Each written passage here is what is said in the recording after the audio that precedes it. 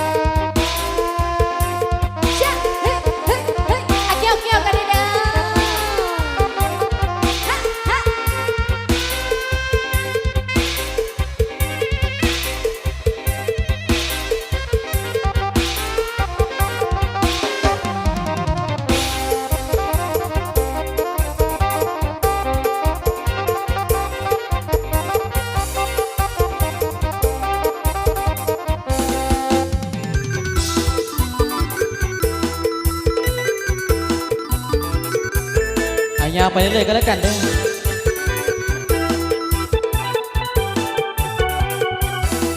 ดวงใจเย้ยทำไมได้เลยคิดถึงเขาจังเมื่อหมดความหวังเห็นเขานั่งคุยใจนั้นภาพติดตาบอกว่าไม่ลืมนั้นไม่นานก็ผ่านลืมแค้นแสนลาตั้งใจดีพี่นี้ต้องลืมเขาจริงเรื่องผู้หญิงไม่มีแต่เขาลบหน้าเกิดฝันลืมเขาเลือดเข้าตาเมื่อไกลหน้าคิดไปได้หน่อยเดียวมีแนวเกี่ยวหัวใจของคนน้ำแล้วจุดกลมกลมคือลูกกิ่งบนวิ่งเดินหาปากบ้าไปยังรอมุกกับไม่มาเจ็บแล้วเข้าบำบัดละส่งมาเศร้าจอยพักกันหน่อยอัดอีกคนนักเตือนบังบ่ลืมบ่ได้ใจแง่ยางวอนในความเมตตาเธอจะรักมากที่จริงห่วงเธอทุกวันสั่นสวงไม่มาห่วงแต่มาขอคืนดียิ้มหน่อยนะเธอจะยิ้มหน่อยนะอย่ารีบตัดอะไรไม่ตีเจ้าคือแก้วที่ประดับชีวิตขาดเธอนี้เหมือนร่างไม่มีชีวัน ผ่านละมาอ่อยมาอ่อนมาวอนขอตั้งใจไม่ปากกดแต่ใจคิดถึงแต่เจ้าให้เดาที่ว่าส่วนยักษ์ป่ามนละตะเว้นแดงคิดว่าแห้งหวักคุณงอกเหี่ยเสียงปากพี่กดเจ้าให้ได้แต่ทางหัวใจคิดถึงน้อง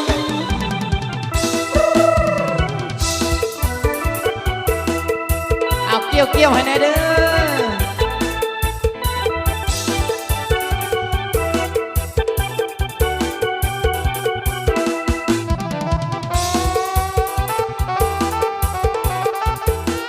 เอาฝากเป็นลำสีลำยาวเจ้าให้พี่น้องกำมันกันต่อก็แล้วกัน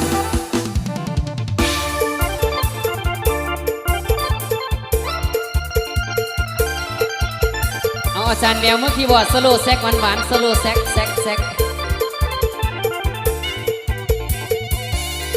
เพิ่นเป็นวัดแซกบ่อยากออกวันไหน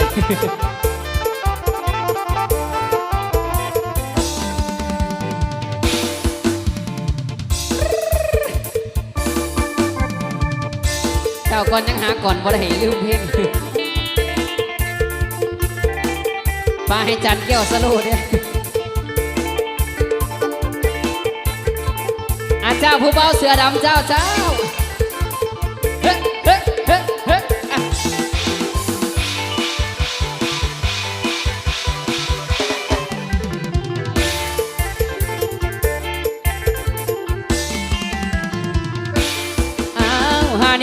ฮานี่สาก่อนนอนนะสิปัญญาเดิมเป็นก่อนหลัง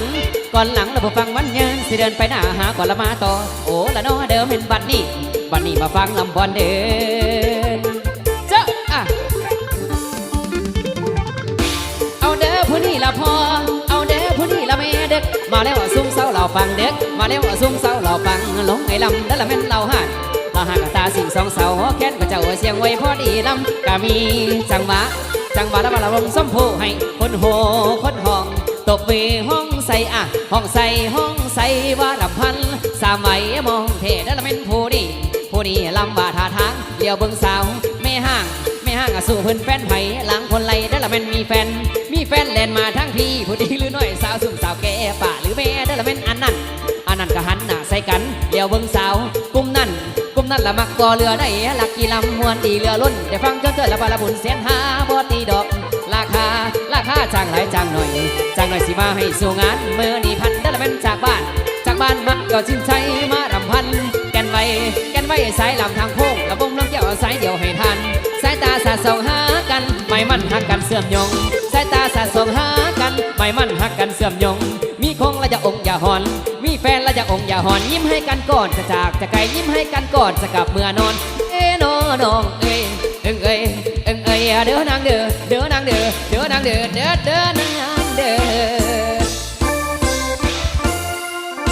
เจ้าผู้เบาเจ้าเต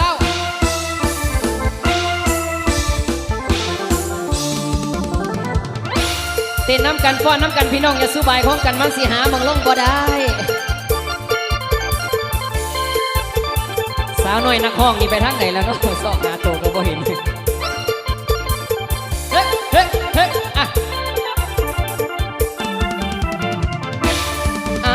ฮานี่ท่านได้บางเดือว่าความเบ้าท่านว่าเอาไอสีนำได้คำว่าไทยทางไออิ่มใจอยากแดงไว้มานั่งกับใจสิเป็นหรือตายบ่ไหนลืมน้องพอจะว่าหัวนำนั่งจักน้อยเด้อนางเด้อนางเด้อนางเด้อ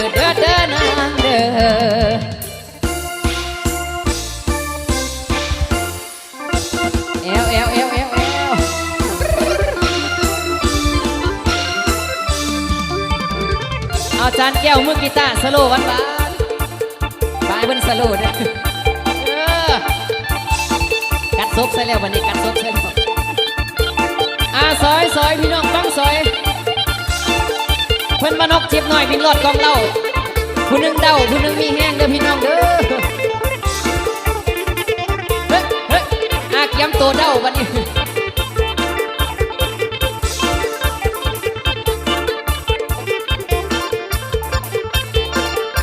อย่าตีนคนน้อยอย่าตีนคนน้อย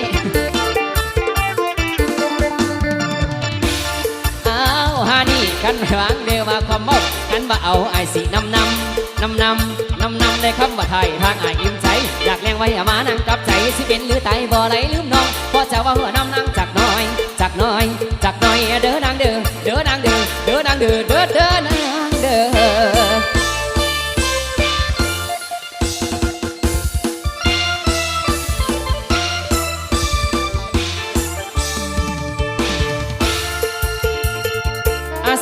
ซอยพี่น้องฟังซอยเพิ่นว่าคันผู้ใดเป็นเบาหวานให้สีย้ำมือเศร้าคันมีลูกมีเต้าให้สีย้ำมือเล้งคันคนแข็งแห้งคือมือบอดอยากสีย้ำเด็กเจ้าสีท่าเฮือนเด้อพี่น้องเด้อสีท่าเฮือน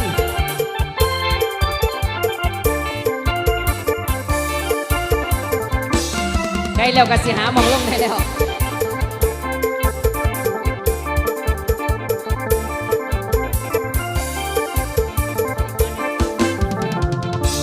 โอ้ยเดล่าอย่าป่าอย่าถิ่มอย่าปล่อยหักในเด้อหักเพียงหน่อยๆพอให้สองใจเฮ็ดผู้เฒ่าต่างว่าเอาบุญเฮ็ดผู้เฒ่าต่างว่าเอาบุญหากได้สูญหากได้จับสวงใจเฮาแล้วเนี้ยค่อยเฒ่าหาขึ้นมาอ่อ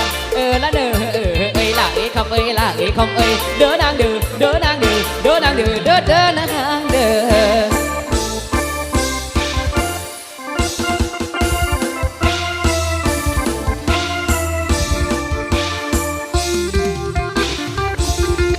อาจารย์แก้วหามังลงปะเนี่ย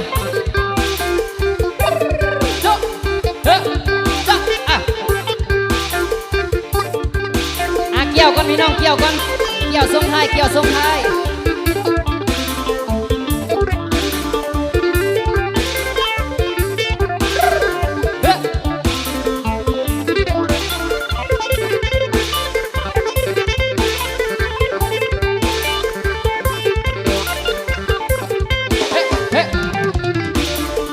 แต่คนอ้วนส่วนหมอลำมีแต่คนจ่อยคนฟังมีแต่คนอ้วนส่วนหมอลำมีแต่คนจ่อยสีอ้วนหรือจ่อยมันก็มีคือกันเอาจานเดียวหามองลง